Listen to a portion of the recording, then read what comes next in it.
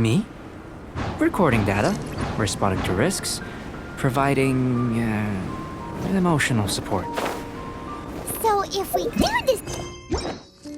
No. Unless you're thinking of conducting competitive research? Oh! Forget Paimon said anything.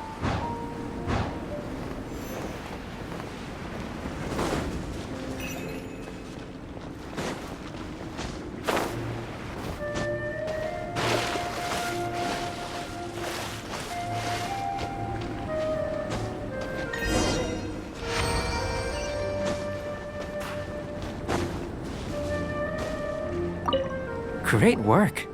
I've never seen a performance quite like it. Your reputation precedes you, Traveler. The data shows that you're easily outperforming the average citizen in Mondstadt. But you followed us the whole way without breaking a sweat! Me? Actually, I used alchemy to cheat a little. But anyway. If it turns out that the natural laws of Tevat do not affect you, I should be able to make various inferences about the otherworldly civilization you belong to. If the natural laws of Tevat do affect you, then I shall be able to make inferences into the kind of evolution that would occur under the absence of such effects. The innumerable possibilities that this could present, the captivating insights, it would be something to savor again and again. But how does this help your research? You've helped me to unravel many of the problems that were holding it back. When we return to the campsite, I should be able to show you something interesting. I may be about to make some analogies between you and a few unusual specimens. I hope you won't be offended. Gold, petrified trees, a sun 8 times the size of our own. The essence of the investigative process is enthralling, but such feelings are inevitably fleeting in nature. I'm willing to pour all my energy into research, and yet specimens are finite. As the unknown transitions into the realm of scientific understanding, the feeling of enlightenment is lost. All these things that start out as objects of fascination end up possessing the prosaic mundanity of a sunsetia or a sweet flower. They cease to be noteworthy. So that's why you wanted to paint those hilly turtles? Because you got to see something new and interesting and the differences between them? Precisely. To quote my exact words from earlier, these creatures are, for the most part, quite boring, not worth closer inspection. There is precious little about them that serves to pique my curiosity now. So after all these experiments, are we gonna be, boring to you? Like some basic draft of a sketch? Of course not. You have been of great assistance to me, and I will remember this friendship for a lifetime. Now, before we head back to the campsite, there's one more experiment. Intelligence. Follow me. There are some other ruins nearby.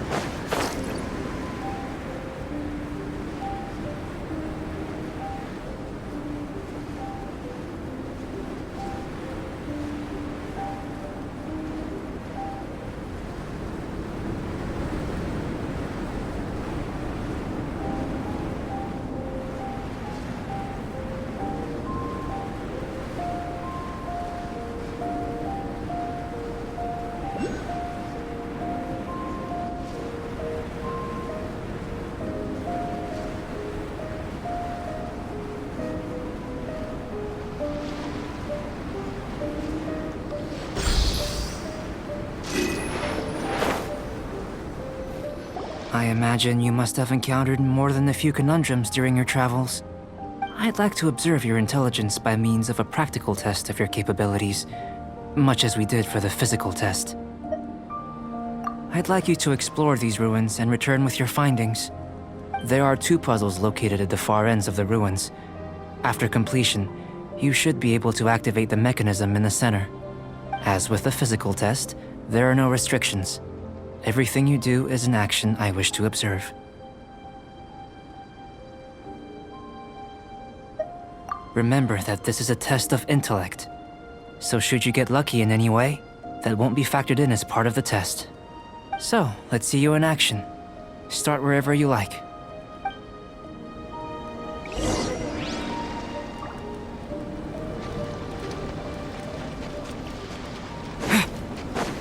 Sealy like these are a common sight in the mountains. Returning them to their rightful places is up to you.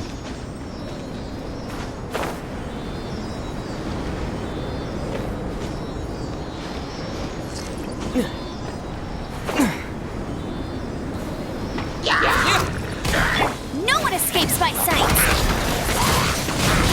Windblade! Get him!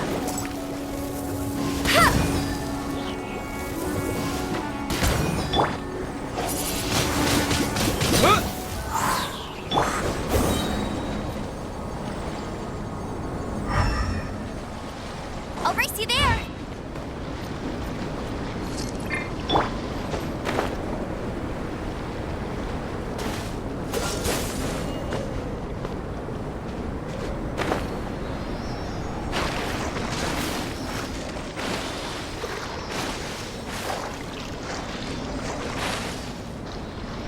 Freeze!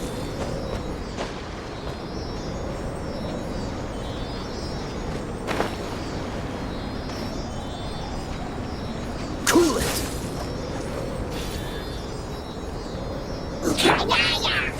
No escape! Go, go, Baron Bunny!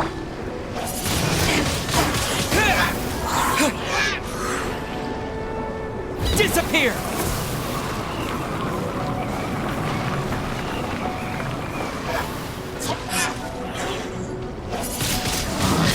Windblade!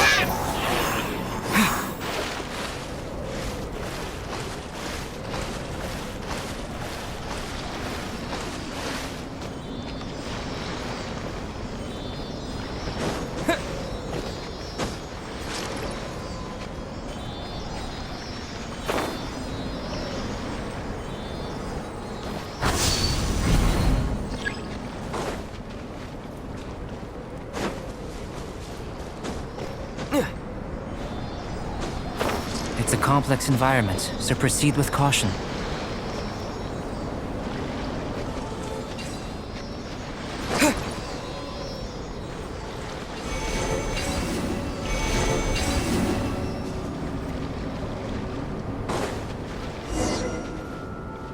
It should now be possible to activate the central mechanism. Exactly what will happen when you do is something I'm looking forward to finding out. Hey, explaining things is Paimon's job.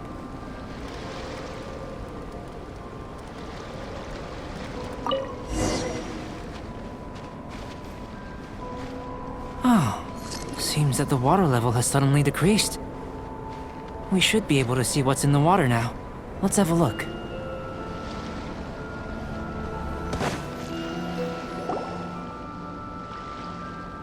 What's this?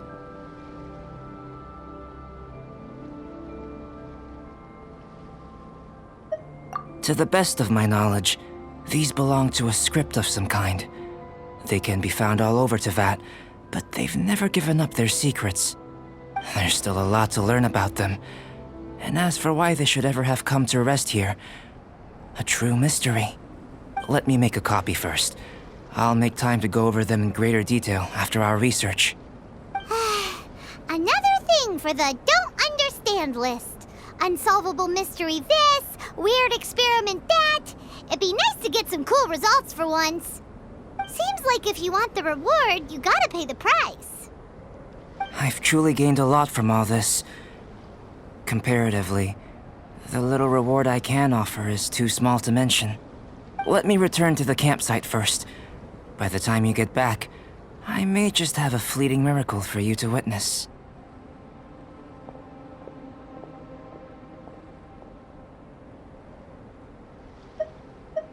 Paimon's kinda looking forward to seeing the results of all this brain ache. unless you can think of anything better to do, let's head back to the campsite. Not so fast. You're not leaving until I'm convinced that nothing dangerous is going on here. You didn't leave the mountain? I most certainly did not. And I've witnessed everything that you and Albedo have been up to. I must say, you let your guards down. Or maybe you were drawn in by his compelling-sounding hypothesis and friendly demeanor. Taking orders from a complete stranger? Drinking anonymous potions? Participating in all kinds of strange experiments? I'd sooner believe you were tricked than that you would be so naive. Or perhaps, you were colluding from the beginning. Sister Rosaria's guard's so high, she can't even see over the top of it. It doesn't matter what you think. He could be a saint for all you know. But I understand him a little better than you, Outlander. I'm only concerned with one thing. Whether his alchemy has transformed you into something more sinister. No way! Paimon would have sensed it. And anyway, he didn't even use any alchemy. With an alchemist of his level, you wouldn't sense a thing. In any case, I'm not about to let a potential threat back into Mondstadt. So, what are you gonna do? I've got to hand it to you. You have your moments. If I can be sure that nothing you came into contact with is dangerous, that's good enough for me. I've investigated everything else. The only items left on the agenda are these symbols. But we don't even know what they mean. That much is true. Not to mention, seems like there's nothing more to them. But for insurance purposes, I'd better make a copy. This is now a location of interest.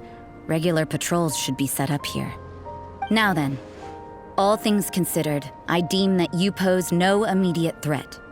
Which is what I was hoping. I would have been one very unhappy sister if you'd made me work overtime on your account. Overtime? Before we go our separate ways, Outlander, a word of advice. Don't be so quick to trust Albedo, and don't repeat the same mistakes that you did this time. You made a lot of rash decisions today. She's gone! So stubborn. Mondstadt doesn't have many people like that.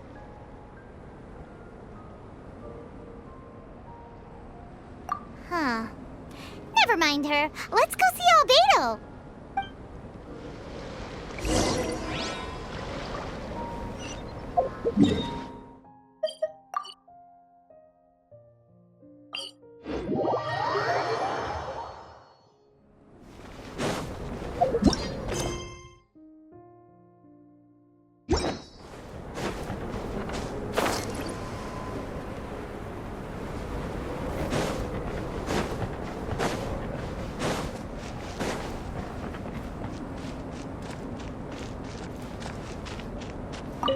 Sorry, there's been a lot of issues with the research.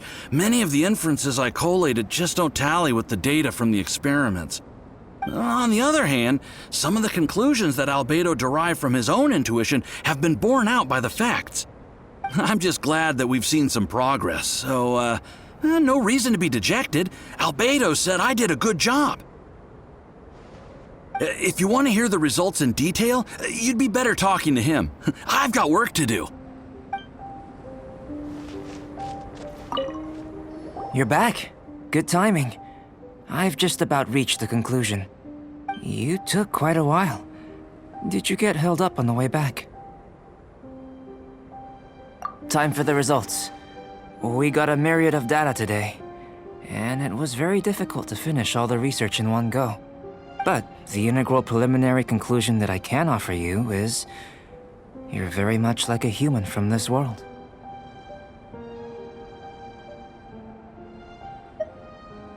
You couldn't tell that just by looking? We spent all day working our butts off for that? Please, I understand that this may have seemed self-evident to you, but in fact, nothing in this world should be taken for granted. Have you ever considered that the world of Teyvat may have a natural hostility to Outlanders? I mentioned the natural laws of this world. You're able to converse with me here without consequence, and nothing seems amiss. But It's arguably a small miracle. The only other life form that, like you, has come here from afar is the seed that I mentioned. Under the effects of Tevat's natural laws, it isn't even able to sprout, let alone bloom. But after I observed you, I had another idea. Imitating you helped to inspire my alchemy. And so... Whoa! It looks like something's appearing! the transition from nothing into something, from shoot to stem, and now to fruition. Is not nurturing otherworldly life also nurturing the world itself? Aww. It would seem that that's as far as we go. A transient bloom of incomparable beauty.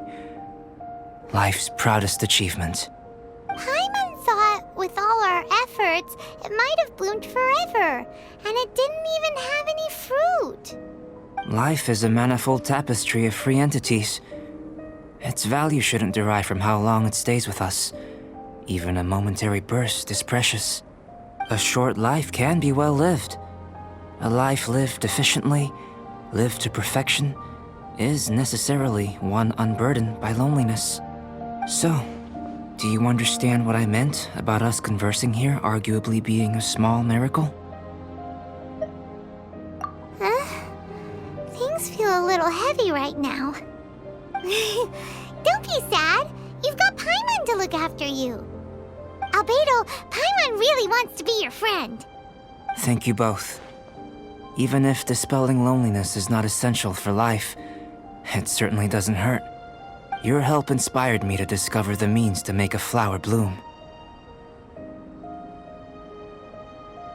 I mean that the time I've spent traveling with you in the mountains was a valuable journey for me. In the future, if the need arises, can I solicit your help again? Well, glad I can count on you. I made a point throughout of telling him how ordinary the results were. But what was that sediment I saw forming at the bottom of the vial? It should not have been there. What could it mean? Those born of Earth are bound by its imperfections, but those born of chalk are free of impurities. You and I are alike, both composed of a substance that has yet to be fully defined. If, one day, I lose control, destroy Mondstadt, destroy everything, can I rely on you to stop me?